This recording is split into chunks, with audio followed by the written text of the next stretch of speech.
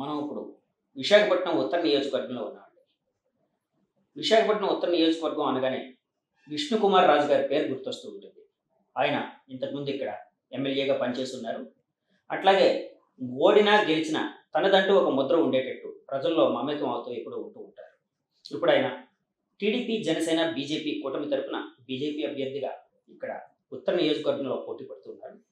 ఆయనతో మాట్లాడి సమకాలీన రాజకీయాలు ఎలా ఉన్నాయి ఏంటి తెలుసుకునే ప్రయత్నం అయితే చేద్దామండి. సార్ నమస్తే అండి. నమస్తే జగదీష్ గారు. సార్, టీడీపీ, జనసేన, బీజేపీ కూటమి కలయిక మీరు చెప్తున్నది ఏంటంటే ఒక పవిత్రమైన కలయిక అని చెప్తున్నారు. వైసీపీ వాళ్ళు ఒక అపవిత్రమైన కలయిక అని చెప్తున్నారు. అంటే వాళ్ళు ఏమంటున్నారంటే ఇంతకుముందు ప్రత్యేక హోదా ఇవ్వలేదు అంటే 2014 నుంచి 19 వరకు ఈ మూడు కూటములు కలిసి, ఈ కూటమి మొత్తం మూడు పార్టీలు కలిసి పనిచేశాయి. కానీ అప్పట్లో అభివృద్ధి చేయలేదు. మళ్ళీ ఇప్పుడు ఏ మొహం పెట్టుకొని మళ్ళీ కూటమిగా వచ్చారు అని చెప్పి వాళ్ళు విమర్శిస్తూ ఉన్నారు. అలాంటి విమర్శలకి మీ సమాధానం ఏంటి సార్?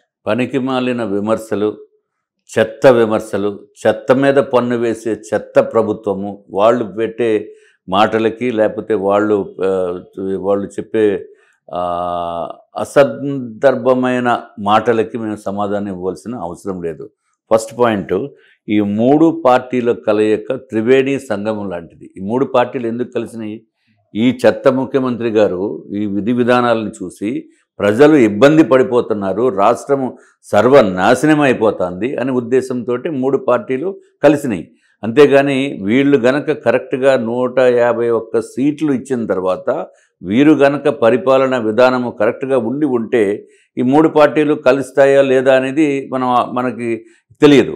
కానీ ఇప్పుడు రాష్ట్రంలో విచిత్రమైన పరిస్థితి ఏంటంటే ఈ వైఎస్ఆర్సీపీ ప్రభుత్వ విధానాలని టీడీపీ విమర్శిస్తుంది, బీజేపీ విమర్శిస్తుంది, జనసేన, కాంగ్రెస్, సిపిఐ, సిపిఎం అన్ని పార్టీలు కూడా ఇటువంటి చెత్త ప్రభుత్వాన్ని ఉంచనివ్వకూడదు, ఉంటే చాలా ప్రమాదము, ఆంధ్ర రాష్ట్ర ఉనికికే ప్రమాదము, ఒక ఎడారిగా మారిపోయే పరిస్థితి ఉంది అనే ఉద్దేశంతో ఈ పార్టీలు కలయిక జరిగింది. అసలు ఏంటి అభివృద్ధి అనేది మీకు ఏమైనా డిక్షనరీలో ఉందా? అసలు మీకు వైఎస్ఆర్సీపీకి అన్ని మోసపూరితమైన మాటలు చెప్పి అధికారం చేజిక్కించుకున్న తర్వాత ఏం చేశారు? మీరు ఏమని చెప్పారు? ఇదివరకు మద్యపాన నిషేధం ఫేజ్ వైజ్ చేస్తామన్నారు. 2024కి ఎలక్షన్స్కి వచ్చేటప్పుడు మేము సంపూర్ణ మద్యపాన నిషేధం చేసిన తర్వాతే ఓటు అడుగుతానని చెప్పిన వ్యక్తులు మీకు ఏమి నైతిక హక్కు ఉంది ఈరోజు మా పైన విమర్శలు చేసేదానికి? అట్లాగే కరెంటు బిల్లులు విపరీతంగా పెరిగిపోయినాయి, మేము వచ్చిన తర్వాత పెంచమని చెప్పి మీరు 8 సార్లు కరెంటు బిల్లులు పెంచిన ఘనత మీకే ఉంది. అట్లాగే భారతదేశంలో ఎక్కడా కూడా చెత్త మీద పన్ను లేనటువంటి పరిస్థితుల్లో చెత్త మీద కూడా పన్ను వేసి ప్రజల్ని ఇబ్బంది పెట్టిన వ్యక్తులు మీరు. అట్లాగే ఎన్నో పథకాలు మేము ఇచ్చేస్తామని చెప్పి ఇంటిలో అమ్మఒడికి ఎంతమంది పిల్లలు ఉంటే అంతమందికి ఇస్తామని చెప్పి అధికారంలోకి వచ్చిన తర్వాత ఒకళ్ళకే ఇచ్చారు మీరు. ఇటువంటి అరాచకమాన్ని చేసి ఆఖరికి ప్రధానమంత్రి ఆవాస్ యోజన స్కీమ్ ఎంతో పవిత్రంగా ప్రధానమంత్రి గారు నరేంద్ర మోడీ గారు అందరికీ ఇళ్ళు ఇవ్వాలి అనే ఉద్దేశంతో పిఎంఏవై స్కీమ్ పెడితే మీరేం చేశారు?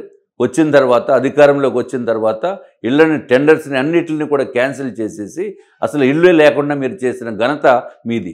అట్లాగే అన్నా క్యాంటీన్ని చంద్రబాబు నాయుడు గారు ఇదివరకు అందరికీ 5 రూపాయలకే భోజనము, 5 రూపాయలకే టిఫిను అనే సౌకర్యం ఉండాలి అనే ఉద్దేశంతో ఒక్కొక్క నియోజకవర్గానికి 2-3 అన్నా క్యాంటీన్లు ఇస్తే మీరు వచ్చాక ఏం చేశారు? సర్వనాశనం చేశారు. కనీసం అన్నా క్యాంటీన్లో ఎవరన్నా సహాయం చేసి మేము అక్కడ ఏదైనా ఫంక్షన్స్ పెట్టుకుని అందరికీ పేద ప్రజలకి అవసరమున్న వాళ్ళకి అదే రేటుతోటి లేకపోతే ఉచితంగా మేము చేస్తామని చేసిన వాళ్ళని కూడా మీరు కేసులు పెట్టి పోలీస్ స్టేషన్కి తీసుకెళ్లిన ఘనత మీది. చెత్త ముఖ్యమంత్రిగా పేరు తెచ్చుకున్న వ్యక్తులు మీరు, వైఎస్ఆర్సీపీ పార్టీ. మీరా మా పైన అభియోగాలు లేకపోతే నిందలు వేటి మాట్లాడటానికి అసలు మీకు నైతిక అర్హతే లేదు.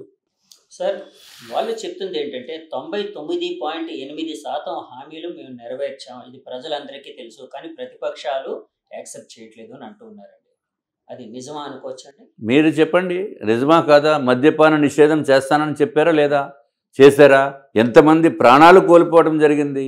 చీప్ లిక్కర్ 12 రూపాయలకి కొని 220 రూపాయలకి అమ్మిన మాట వాస్తవం కాదా? అంటే 200 రూపాయలు ఎవరైతే మద్యానికి అలవాటు పడి ఉన్నారో వాళ్ళ దగ్గర నుంచి రోజుకి 200 రూపాయలు దోపిడీ అంటే నెలకి 6,000 రూపాయలు దోపిడీ. నెలకి 6,000 అంటే సంవత్సరానికి 72,000 రూపాయలు దోపిడీ చేసింది ఈ రాష్ట్ర ప్రభుత్వము. 5 సంవత్సరాల్లో మీరు చేసిన దోపిడీ 3,50,000 రూపాయలు ఒక సగటు సామాన్యుడి జీవితం నుంచి మీరు తీసుకున్నారే. అట్లాగే కరెంటు బిల్లులు పెంచమని చెప్పి మీరు 2019లో కనీసం ఒక 500 రూపాయలు కరెంటు బిల్లు వచ్చే పరిస్థితి నుంచి ఈరోజు కరెంటు బిల్లు 1,500 రూపాయలు అవుతుంది. అంటే ఎంత అయిందండి? 1,000 రూపాయలు నెలకి దోచుకుంటున్నారు ఇండైరెక్ట్గా. సంవత్సరానికి 12,000, 5 సంవత్సరాల్లో 60,000 రూపాయలు దోపిడీ చేసింది మీరు కాదా? అట్లాగే గ్యాస్ ఇదివరకు 450 రూపాయలు ఉండేది 2019లో, ఇప్పుడు 1,150 రూపాయలు ఉంటుంది. దానికి కారణం మీరు కాదా? పెట్రోల్ ధర, డీజిల్ ధర అత్యంత దారుణమైన రేట్లు, భారతదేశంలో ఎక్కడా లేనటువంటి రేటు ఇక్కడ మన ఆంధ్ర రాష్ట్రంలో ఉంది. దాని గురించి మరి అది ఆ ఘనత కూడా మీదే కదా. చెత్త మీద పన్ను వేస్తున్నారు, అన్నిటి మీద పన్నులు. ఇంటి పన్ను విపరీతంగా పెంచారు, 4 సార్లు ఇంటి పన్ను పెంచారు. సో అసలు మీకు అన్నీ మేము నెరవేర్చేసామని చెప్పడానికి అసలు నైతిక హక్కు కూడా లేదు, అర్హత లేదు.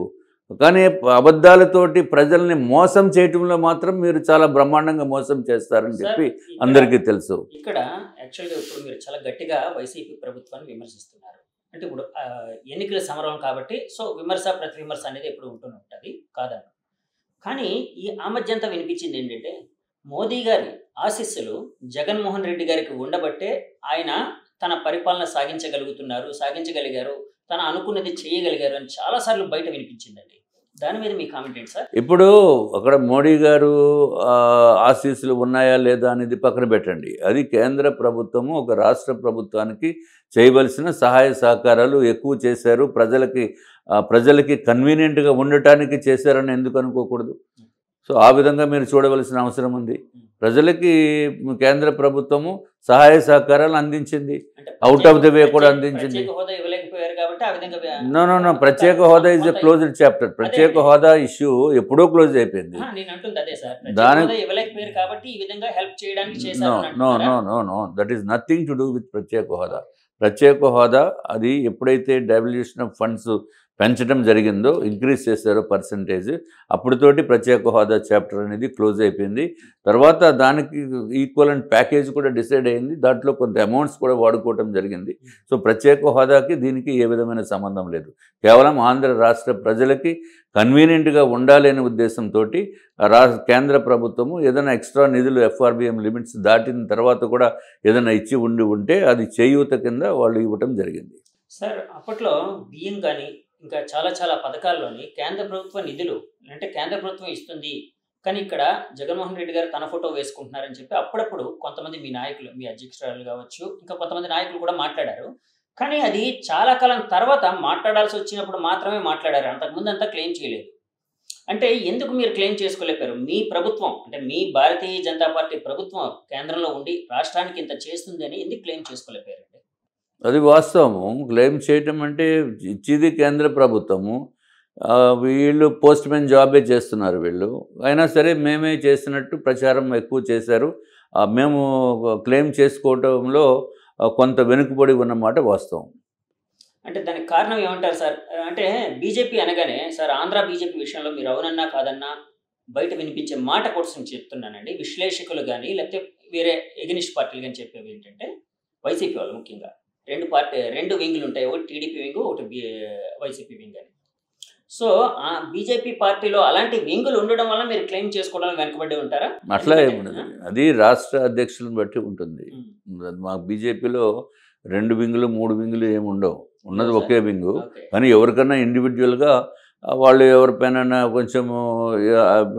కొంచెం వ్యతిరేక భావం ఉండొచ్చు, కొంతమంది పైన అభిమానం ఉండవచ్చు, అది పర్సనల్ ఇష్యూస్. కానీ పార్టీ విధానం ఒకటే, పార్టీ ఏది చెప్తే భారతీయ జనతా పార్టీ ఆ విధంగానే చేయవలసిన అవసరం ఉంటుంది.